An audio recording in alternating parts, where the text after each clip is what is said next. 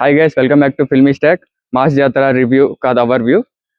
Cinema చూశాక నా opinion చెప్పాలంటే రవితేజని మళ్ళీ డిసప్పాయింట్ చేశాడు.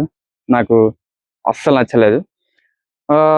స్పాయిలర్స్ ఏం లేకుండా టీం గురించి మాట్లాడాలంటే, ఒక గంజాయి స్మగ్లర్కి ఒక రైల్వే పోలీస్కి మధ్యలో జరిగే స్టోరీ. సింపుల్ స్టోరీ, అంతకంటే ఇంకా పెద్ద సినిమా స్టోరీ ఏం లేదు. సో ఫస్ట్ పాజిటివ్ గురించి మాట్లాడదాం. ఎంత నచ్చని సినిమా అయినా 2-3 పాజిటివ్స్ ఉంటాయి. సో వాటి గురించి మాట్లాడుకుందాం.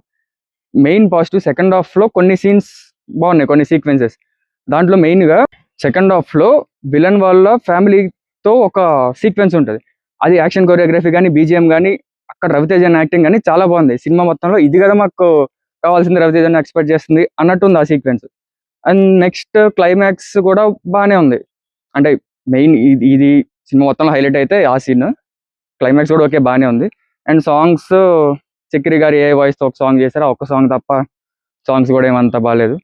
పాజిటివ్స్ అయితే ఇంతే, అంతకంటే ఏం లేవు. సో నాకు నచ్చిన ఆస్పెక్ట్స్ ఏ ఉంటాయంటే, ఫస్ట్ రవితేజ అన్న ఎలాంటి సినిమాలు తీసేవారు, ఎలాంటి స్టోరీలు చెప్పేవాళ్ళు.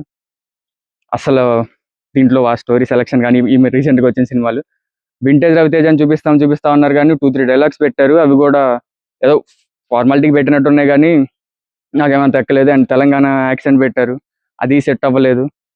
అక్కడక్కడ నార్మల్గా మాట్లాడతారు, అక్కడక్కడ తెలంగాణ స్లాంగ్ వస్తుంది, కొన్ని సీన్స్లో శ్రీకాకుళం స్లాంగ్ వస్తుంది. ఏం ఆ స్లాంగ్స్ కూడా ఏం సెట్ అవ్వలేదు. వింటేజ్ రవితేజ అన్నారు కానీ ఏమీ లేదు సినిమాలో, నాకైతే ఏం కనపడలేదు. అండ్ నెక్స్ట్ హీరోయిన్ క్యారెక్టర్, ఈ సినిమాలో అసలు హీరోయిన్కి స్కోపే లేదు. అలాంటిది ఒక 2 వేరియేషన్స్ క్రియేట్ చేశారు. ఆ 2 వేరియేషన్ ఎందుకు అని సెకండ్ హాఫ్లో ఈ క్యారెక్టర్ వల్ల ఒక డమ్మీ క్యారెక్టర్ని క్రియేట్ చేశారు. ఆ క్యారెక్టర్ వల్ల ఇలా ఉన్నాము అని చెప్పి ఒకటి క్రియేట్ చేశారు. పోనీ ఆ డమ్మీ క్యారెక్టర్కి సినిమాలో ఏమన్నా స్కోప్ ఉందంటే ఏం లేదు. 2-3 సీన్స్లో అలా కనిపిస్తే డైలాగ్స్ కూడా ఏముండవు. హీరోయిన్ క్యారెక్టర్ కోసం ఒక 3 క్యారెక్టర్స్ని పెట్టారు. హీరోయిన్ కూడా అంతకంటే స్కోప్ ఏం లేదు. డాన్స్ కూడా దీంట్లో చాలా తక్కువ చేసింది శ్రీలీల. ఇంకా బీజిఎం అయితే అస్సలు వర్కౌట్ అవ్వలేదు. ఆ ఒక్క సీన్లో సెకండ్ హాఫ్లో వచ్చే ఆ యాక్షన్ సీన్ తప్ప మిగతా అంతా బీజిఎం ఏవో మిగిలిపోయిన ట్యూన్స్ అన్ని కొట్టినట్టే ఉంది. బీమ్స్ కూడా దీంట్లో జనరల్ బాగానే ఇస్తాడు బీమ్స్, మరి దీంట్లో రిజెక్ట్ అయినవి, ఇంట్రెస్ట్ లేనట్టు చేసినట్టే ఉంది సినిమా ఆల్మోస్ట్ అందరివి. ప్రొడ్యూసర్ జనరల్గా తను సినిమా బాగుంటే చాలా హైపర్గా ఉంటాడు. నాకు ఈ ఈవెంట్, ప్రీ రిలీజ్ ఈవెంట్స్లో వీటిల్లో ఏం మాట్లాడలేదు, నాకు అప్పుడే డౌట్ వచ్చింది. ఏమో. అండ్ మిగతా సీన్స్ కూడా ఒక కామెడీ సీన్ వస్తుంది, ఒక యాక్షన్ సీన్ వస్తుంది, ఒక లవ్ ట్రాక్ సీన్ వస్తుంది.